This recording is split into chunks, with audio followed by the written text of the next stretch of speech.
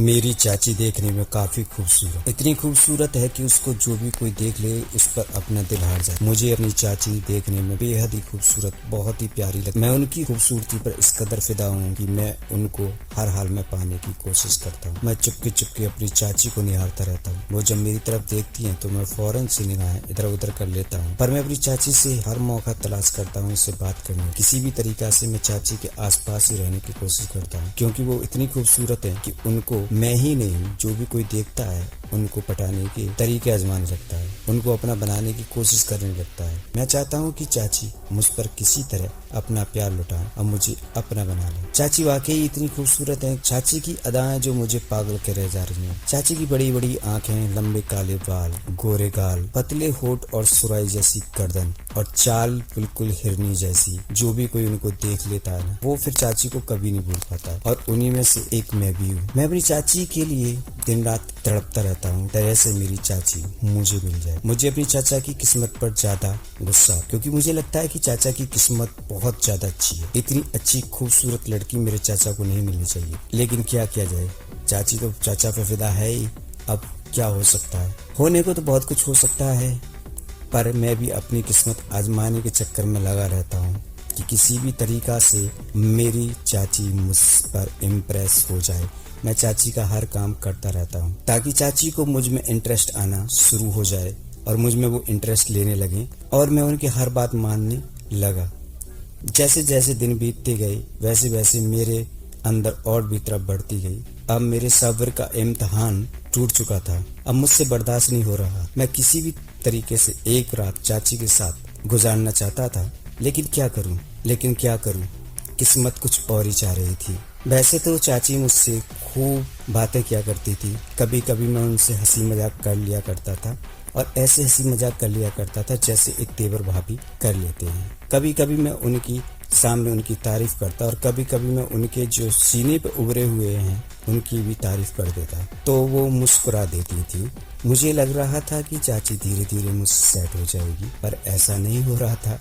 मेरा सोचना शायद गलत था। उनको मेरे बारे में बात करना, मेरे साथ हंसना, मजाक करना अच्छा लगता था, इसलिए वो मुझसे अक्सर मजाक करती रहती थी और मैं भी मजाक करता रहता था। दिन गुजर रहे थे और सारी बातें चल रही थी। एक दिन चाची अकेली थी तो मैंने मजाक में यूं ही पूछ लिया, चाची तुम्हारे तो पहले भी बहुत सारे आशिक रहे होंगे। चाची ने जवाब दिया, क्यों, तेरी गर्लफ्रेंड नहीं रही है? मैंने मस्ती में कह दिया कि मेरी ऐसी किस्मत कहाँ कि आप जैसी गर्लफ्रेंड हो। मैं तो आप जैसी गर्लफ्रेंड चाहता था, लेकिन मेरी किस्मत में तो कोई भी गर्लफ्रेंड नहीं लिखी है। लेकिन आपकी किस्मत तो बहुत अच्छी होगी, आपके तो हजारों बॉयफ्रेंड रहे होंगे। तुम जब कुंवारी होगी तुम्हें तो लाखों ने प्रपोज किया होगा। चाची ने पता ना क्या सूझा, उन्होंने कहा मैं कुंवारी थी तब भी मुझे प्रपोजल आते थे, और मैं अब कुंवारी नहीं हूँ तब भी मुझे प्रपोजल आते हैं। तो मैंने पूछा, फिर चाची आपका क्या ख्याल है, क्या आपने अब भी अपना कोई बॉयफ्रेंड बना रखा है या शादी से पहले कोई बॉयफ्रेंड रखा था? चाची ने जवाब दिया, मेरे शादी से पहले एक नहीं कई बॉयफ्रेंड थे। ये सुनकर मैं थोड़ा सा दंग रह गया।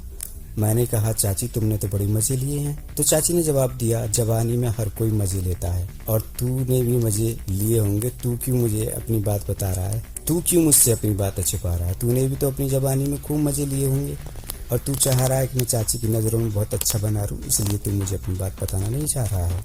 मैंने कहा, चाची ऐसी कोई बात नहीं है, मुझसे वास्तव में कोई लड़की नहीं पटी है। आज तक मैंने किसी भी लड़की के साथ कुछ नहीं किया, लेकिन हाँ, मैं एक लड़की पर बहुत फिदा हूँ, लेकिन वो शादीशुदा है। तो चाची ने जवाब दिया, तो क्या हुआ, शादीशुदा है तो उसको प्रपोज आगे कर दे, हो सकता है तेरा काम बन जाए।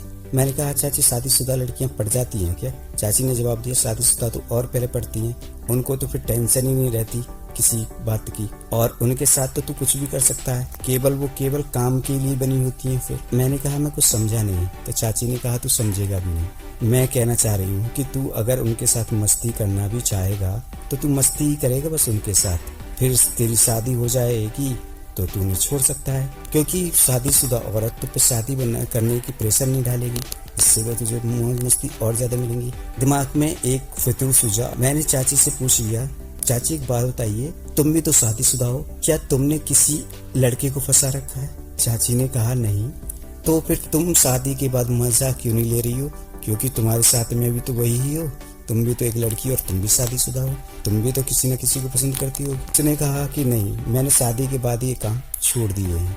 मैंने कहा शादी के बाद चाची आपने वो किया था?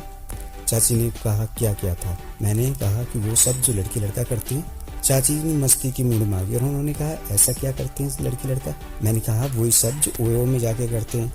चाची ने जवाब दिया हम कभी ओयो गए ही नहीं, हमें तो पता ही नहीं ओयो होता क्या है, तुम बताओ ओयो में क्या करते हैं। मैंने कहा सुहागरात पर जो चाचा ने तुम्हारे साथ किया था। तो मैं वो हंसकर मुस्कुराकर बोली क्या किया था तेरे चाचा ने मेरे साथ? मैंने कहा वही जो सब करते हैं, एक दूसरे के साथ सोते हैं, लिपट कर फिर प्यार करते हैं। तो बोली प्यार तो मैं भी तुझे करती हूँ, तू मुझे प्यार करता है, तो क्या हुआ था इसमें, तूने कुछ किया है मेरे साथ? मैंने कहा वो वाला प्यार नहीं। चाची ने फिर हंसकर जवाब दिया फिर कौन से वाले प्यार की बात कर रहा है, खुल के बोलना। मैंने कहा चाची वो वाला प्यार वो सब करते हैं। तो वो हंसकर बोली कौन से वाले प्यार की बात कर रहा है? मेरी बात को बार बार काट रही थी। मैंने कहा चाची तुम समझ तो सब कुछ रही हो, लेकिन तुम मुझको पागल बना रही हो। अब तुम ही बता दो कि तुमने किसके साथ क्या किया था। चाची ने कहा देख मैंने किसी के साथ कुछ नहीं किया, हमारे यहाँ ओयो में नहीं जाते बेटा, खेतों में सब कुछ हो जाता है। मैंने कहा चाची तुम्हें तो मजा आता होगा। मैंने कहा चाची तुमने ये सब किया है क्या? चाची ने जवाब दिया मैंने तो कितनी बार किया है। फिर मैंने कहा चाची अगर ये बात चाचा को पता चल गई तो फिर तुम क्या करोगी?